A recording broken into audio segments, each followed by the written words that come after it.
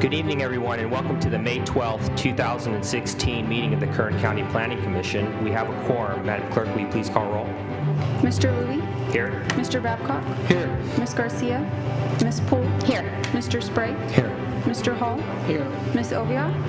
Mr. Denny? Here. Thank you. Commission member announcements or reports. Are there any? No, seeing none, let's move on to approval of our minutes for April 28th, 2016. Are there any corrections? Roll call. Motion to approve, if there are no comments. Second. I see that Ms. Garcia just walked in, so you may want to include her. Commissioner Garcia, welcome. Thank you. Okay, we are on our minutes for April 28th, 2016. Are there any corrections? We had a motion.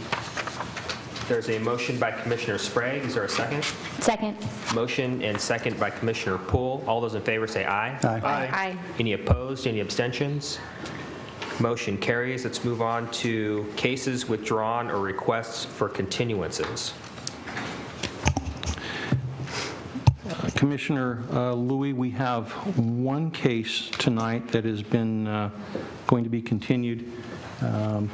This is going to be case number 2, conditional use permit number 2, map 115, Stockdale Investment Group by Stantec Consulting.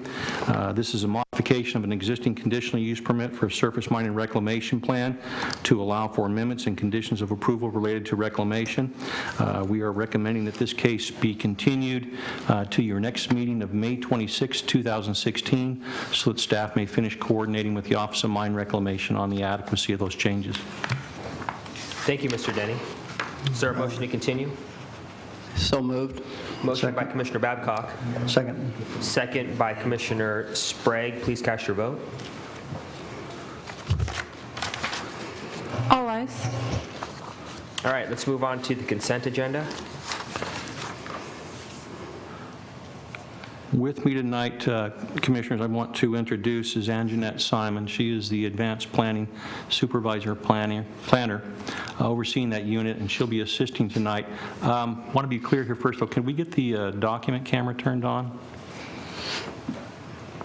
We have 3 cases on the remaining agenda, and I need Ms. Simon to be able to point these out as I read through them.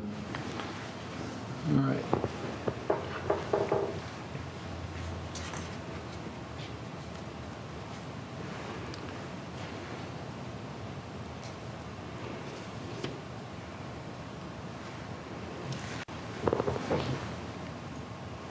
Evidently, we're still not seeing the presentation source.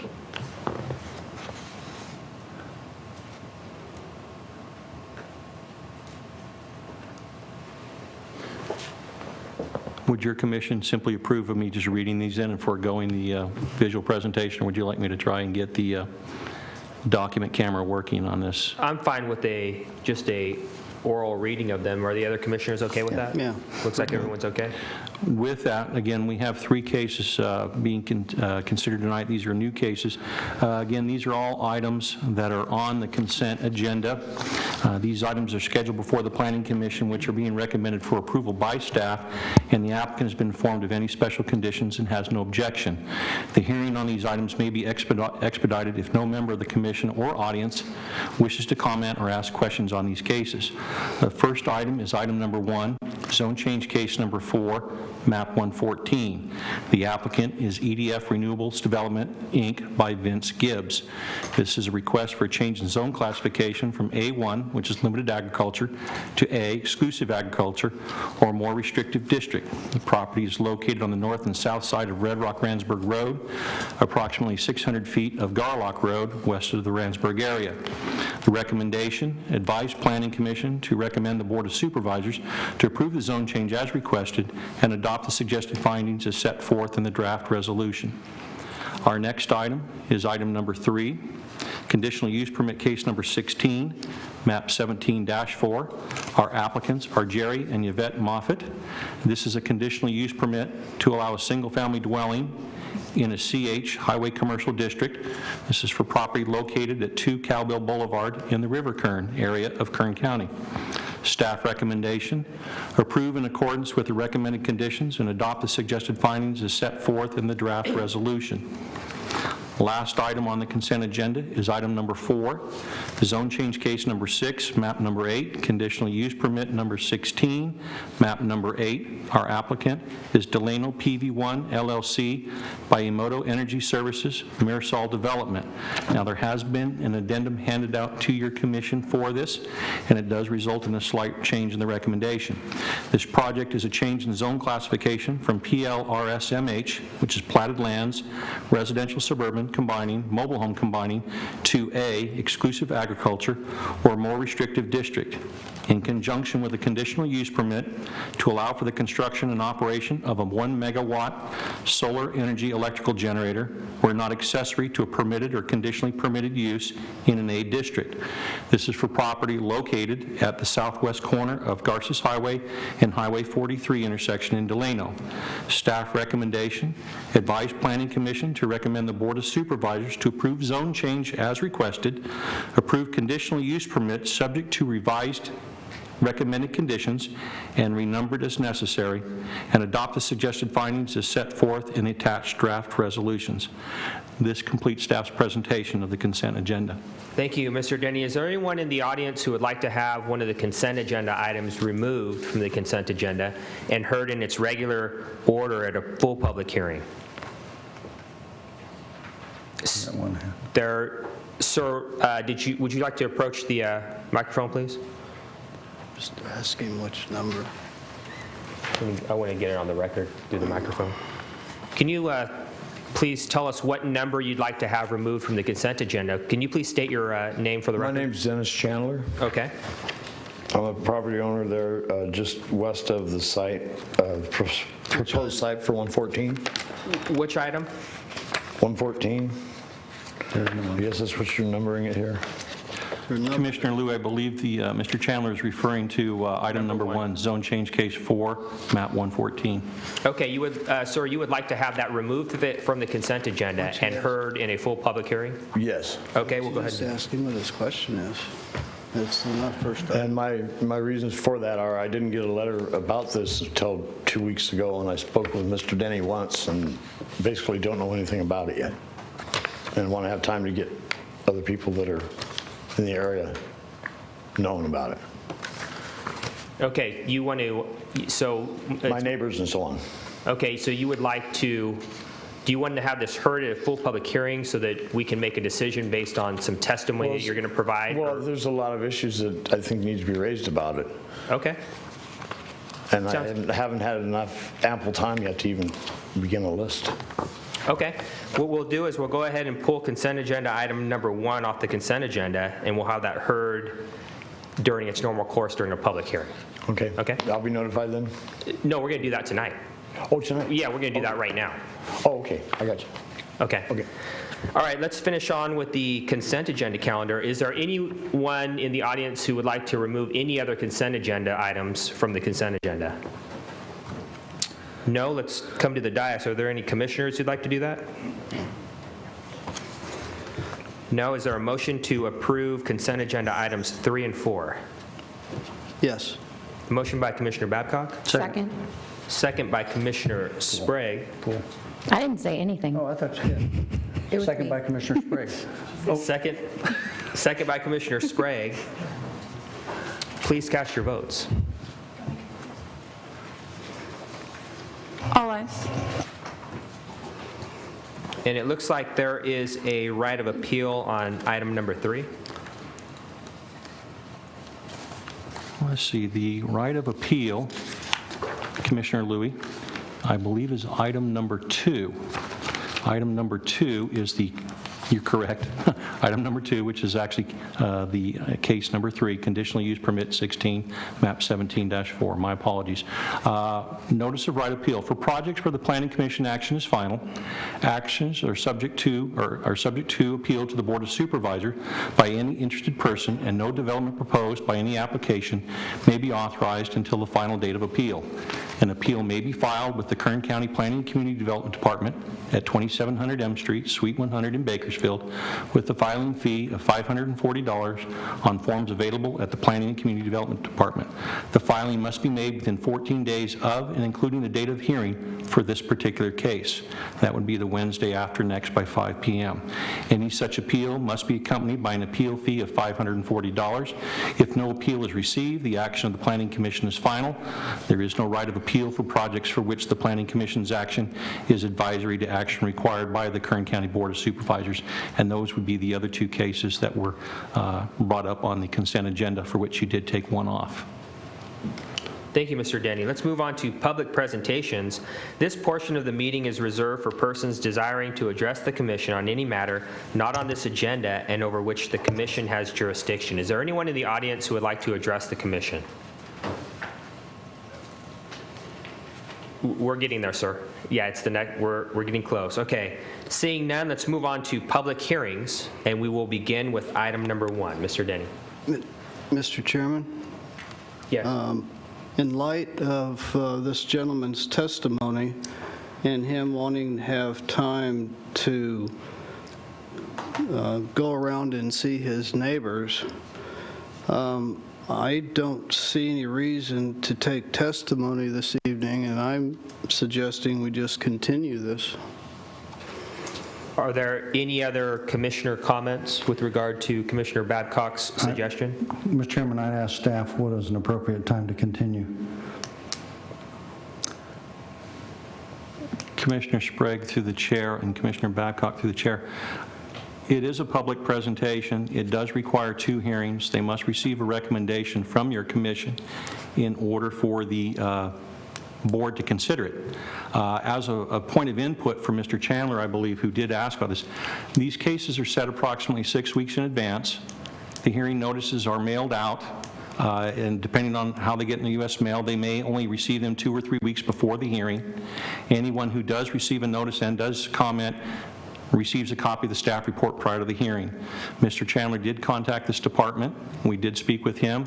He did not provide any comments. As a result, we did not have his contact information at that time to send him a copy of the staff report that went out last Friday's mail. But as part of the notification process, all property owners within 1,000 feet of the project boundary, and in this particular case, we're looking at a 75-acre parcel, were sent notices. A number of the properties out in that area do belong to private individuals, and by the same token, a number of the surrounding properties do belong or are under the administration of the Bureau of Land Management. We also place a public notification in the local newspaper for those who could be interested but do not receive a direct mailing. So again, there is notification process procedures in place that were utilized for this case. Staff does not have a problem making a presentation tonight to help explain what the status of the request is. Regardless of your commission's action, there will be another hearing, another notification that goes out prior to the Board of Supervisors considering this request. Okay. Now I'll withdraw my comment. We can move forward. Any other commissioner comments? Okay, staff. Again, this particular case is a change in zone classification from A1, which is limited agriculture, to the A district, which is exclusive agriculture, or a more restrictive district. In the A1 zone district, the minimum lot size is 2.5 acres. The A zone district is a 20-acre minimum. So in this case, the applicant is working on a parcel map in order to subdivide the property so they can convey it to 2 public agencies, and which I'll discuss further. In order to do that land division action, the zoning and the general plan must be consistent with one another. This is the reason for the change in zone classification. So essentially what we've got is a 75-acre parcel located on either side of Red Rock Randsburg Road, which is a north-south road, 600 feet to Garlock Road in the Randsburg area. It is designated 8.5, which is a resource management, and 8.5 2.5, which is simply adds the flood hazard constraint. So portions of this property are subject to flooding. And looking at the aerial photograph that Ms. Simons had up, you can probably take a look at what is envisioned as those particular areas that show potential what might be roads and at the same time areas of runoff or drainage. The applicant is again requesting the change in zone classification to facilitate a subdivision of the property by tentative parcel map 12188, which is attached to your staff report. They need, again, this change in zone classification to complete two things. They must bring the zoning into consistency with the general plan as required by the California Government Code sections 65860 and 65862 in order to allow for the completion of the processing of the map. Now, the map is being done as a result of two previous projects that were approved in the area. Those were the Catalina Solar 2 LLC and the BAR 13 Solar LLC projects. There is a streambed alteration agreement with the California Fish and Wildlife Agency and waste discharge requirements with the Water Quality Control Board, Lahontan region specifically. Mr. Denny, I'm sorry to interrupt, but as I looked at this a little closer, I'm going to recuse myself from this item, and that's it's a little bit too close to what I'm doing right now. So, thank you. Thank you, Commissioner Babcock. So essentially what we have here is a compensation agreement for impacts to the jurisdictional areas through the acquisition and management of lands containing ephemeral dry washes and associated vegetation communities. This property has been identified as having the characteristics necessary to satisfy both agencies' compensation requirements. The agencies require the permittee to provide permanent protection and management of the land and transfer of fee or title or conservation easement to the California Department of Fish and Wildlife. The change in zone classification and the subsequent parcel map have been proposed in order to satisfy both these agencies' requirements with land that has the appropriate habitat and size for what is required as in mitigation under that permit. Now, there has been one similar zone change request that was done in map 114. This was one that was done in 1975. It was zone change case 1, map 114. It encompassed approximately 1,680 acres. It was a change in zone classification from A1 and A1T, which is the predecessor to the A1MH. Again, this was done in 1975. It was for land located approximately a half mile south of this intersection of Garlock Road and Ransburg Road, a half mile south of the project site.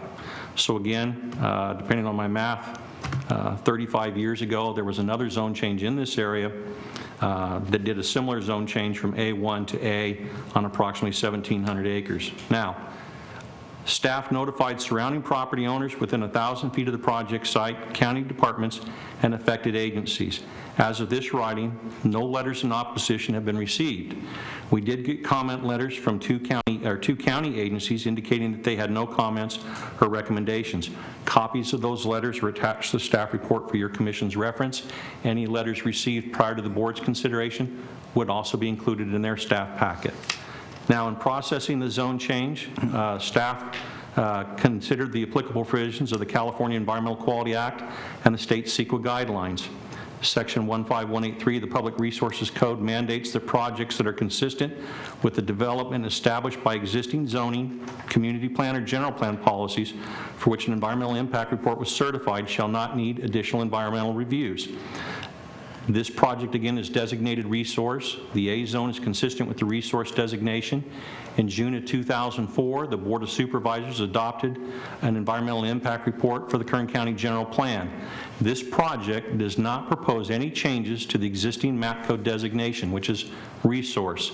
It is, in fact, intended to implement the adopted map code designation, or essentially the vision adopted by the board that this land be 20-acre minimum lot size, resource related, in lieu of the A1 zone, which allows for 2.5-acre lot sizes. Additionally, no project-specific effects peculiar to this project, which is a change in zone classification, has been identified to date.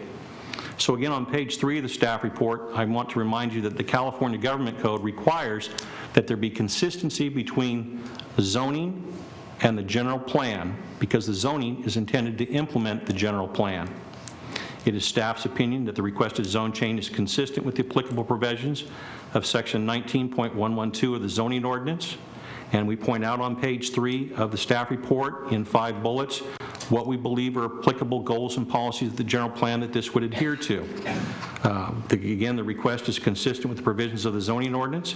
It's in keeping with the government code section, and it's in keeping with the the Kern County general plan. And based on that, this department is recommending that your commission recommend to the Board of Supervisors to approve the zone change as requested and adopt the suggested findings as set forth in the attached draft resolution. This completes staff's presentation. Is the applicant here tonight? Would the applicant like to make a statement?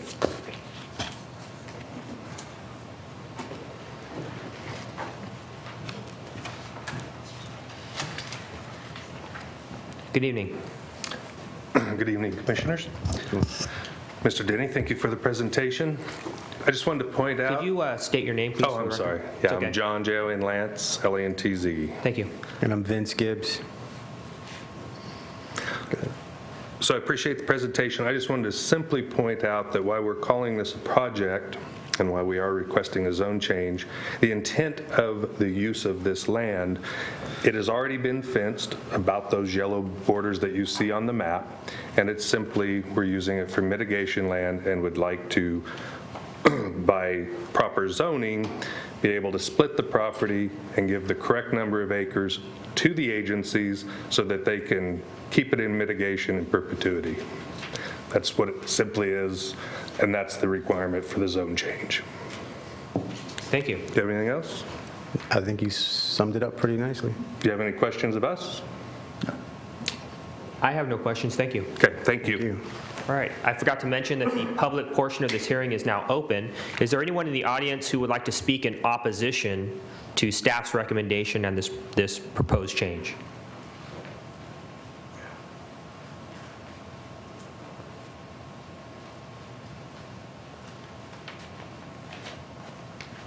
Good evening. My name's Dennis Chandler again. I just came down to find out what basically this project was all about and why you got all fenced in, and if it's for nothing, it's for perpetuity or whatever, what's the purpose of it? What's the purpose of fences out there in the middle of a beautiful desert? Can we have staff respond to that question? It sounds to me like now that you are getting some clarification that you may not be in opposition to it. It sounds like if staff could I'm just clarify. wondering what the real crux of the whole project is. I mean, just someone wants to just come in and fence around 20 acre parcels? Sure. For Mr. Denny? what? For what? To keep the tortoises out, or, I mean, I'm not a tree hugger, but I'm just wondering what it's for. Sure. In simplest terms, if I may, and Mr. Lance or Mr. Gibbs might be able to further clarify, in order to convey the property or any easements to be made, they are trying to define the parcel, and in order to do that, they need to do a parcel map. In order to process that parcel map, the zoning and the general plan must be consistent. If they can't make the consistency finding, then the county cannot process the map. And a land division action is essentially the simplest or lowest form of implementation of the general plan. You take a look at general plan and zoning and development itself, we're simply reconfiguring the property lines on this project site to create a parcel so that the applicants can satisfy the requirements for two permitting agencies, Fish and Wildlife and the Regional Water Quality Control Board, as they have other projects that have conditions that require either compensation or transference of land to those state agencies. And this land has been found to be suitable for both requirements for those two agencies.